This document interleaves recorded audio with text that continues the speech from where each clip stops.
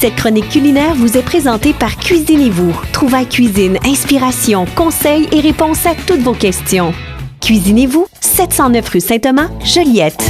Oui, certainement, mon ami Johan Duroy au bout du fil. Bon matin, Johan. Bon matin, Sylvain, comment vas-tu? Très, très bien. Et toi? Je te remercie, ça va bien. C'est la dernière de l'année, hein? Ben oui, effectivement, Johan qui m'a dit avant d'aller en onde, on ne parle pas de foot ce matin, s'il te plaît. T'as passé un beau dimanche? Ouais. ça peut rester entre nous, Sylvain. Hein? Bon, ouais, c'était un beau match. OK, un beau match. Ouais. Biscuit de pain d'épices du sucrier fou ce matin. Oui, exactement. Donc, une recette de mon ami Benjamin Allary. Je voulais terminer cette chronique avec une activité qu'on peut faire en famille avec les enfants. Avec la belle tempête qui s'en vient là en fin de semaine, on peut faire des biscuits pour préparer Noël, tout simplement.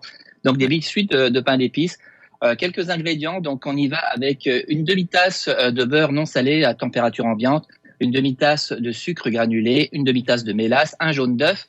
On va y aller aussi avec 2 tasses de farine non blanchi tout usage, une demi-cuillère à thé de sel, une demi-cuillère à thé de poudre à pâte, une demi-cuillère à thé de bicarbonate de soude, une cuillère et demie à thé de cannelle moulue. On va y aller aussi avec une demi-cuillère à thé de girofle moulu, donc clou de girofle moulu, aussi avec du gingembre moulu, une cuillère à thé, de la muscade moulue, une cuillère à thé. Donc c'est ça qui va donner tout ce parfum, toutes ces saveurs à ces biscuits de pain d'épices.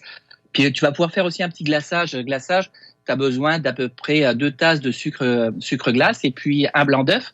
Et puis, je te dirais une cuillère à thé de jus de citron. Puis tu pourrais intégrer aussi des colorants alimentaires si tu veux donner des couleurs particulières à ton glaçage. C'est vrai que c'est une belle activité à faire en famille. Ça va sentir Noël dans la maison. C'est ça, c'est l'esprit des fêtes. On cuisine en famille, on s'amuse. Et puis quand on a fait des biscuits avec ses petites mains, d'abord le Père Noël est content et puis ça fait du bien à l'estomac aussi. Mm-hmm. Tu vas commencer par préchauffer ton four à 350 degrés Fahrenheit et puis dans un bol tu vas verser le beurre et le sucre et puis avec une mixette tu vas blanchir tout simplement ton beurre avec le sucre et puis tu vas ajouter la mélasse et l'œuf. Et tu vas tout incorporer ensemble. Tu vas mélanger tous les ingrédients secs, bien tamiser la farine. Et puis ensuite, tu vas intégrer les ingrédients à la préparation de beurre, de sucre en petite quantité. Tu veux éviter les grumeaux, donc tu vas progressivement, tu mélanges et puis tu t'assures qu'il n'y ait pas de grumeaux qui se fait tout simplement. Et puis après, une fois que ta préparation est terminée, tu vas la laisser, je te dirais, une bonne dizaine de minutes au réfrigérateur pour que après tu puisses mieux travailler la pâte. Donc ça va la refroidir, la pâte, elle va se reposer, puis tu vas pouvoir la travailler, puis tu vas pouvoir la rouler, je te dirais à peu près 1/4 de pouce d'épaisseur.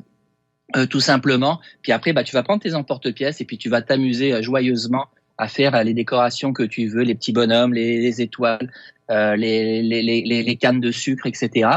Et puis après, tu as juste à les mettre au four une dizaine de minutes, 8 à 10 minutes, je te dirais. Après, tu les ressors, tu les laisses refroidir, puis tu peux faire tes petites décorations avec ton glaçage, comme je te disais. Tu mélanges du sucre glace avec ton œuf. Une fois que c'est bien mélangé, tu vas rajouter ton citron, bien mélangé, ton colorant alimentaire, et puis tu vas pouvoir après faire tes petites décorations. Une fois que ton glaçage est bien pris et bien humide, tu mets un petit linge humide sur ton glaçage pour qu'il garde cette humidité puis cette malléabilité dont tu as besoin. Et c'est là que les enfants vont pouvoir laisser parler leur talent créatif.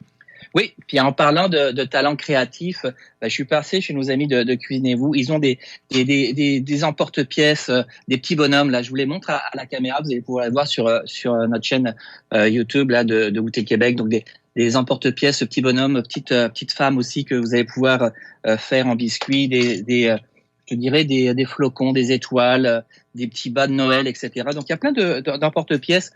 Pour vous amuser en famille à faire des beaux biscuits, des belles décorations.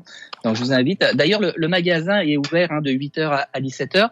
Le 24 décembre, il sera ouvert jusqu'à 16h. Le 31 décembre de 9h à 16h et il va être fermé par contre le 25 et 26 décembre et le 1er et le 2 janvier.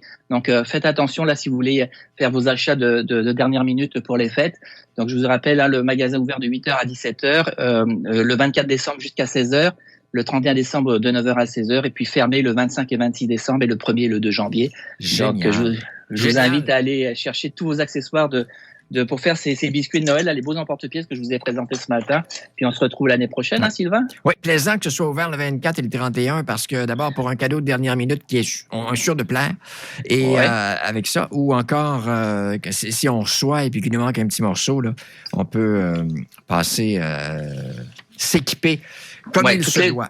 Toute l'équipe est sur le pont pour vous servir dans de bonnes conditions. Puis pour je vous souhaiter bien sûr de joyeuses fêtes, un bon rassemblement familial. Ouais. Amusez-vous, mangez et goûtez le Québec. Je vous invite à faire des bons petits plats avec toutes les recettes qu'on a présentées au fil de l'année. Vous allez pouvoir sustenter vos invités, vous amuser en famille avec vos amis. Puis je vous dis de joyeuses fêtes à tous, un bon Noël.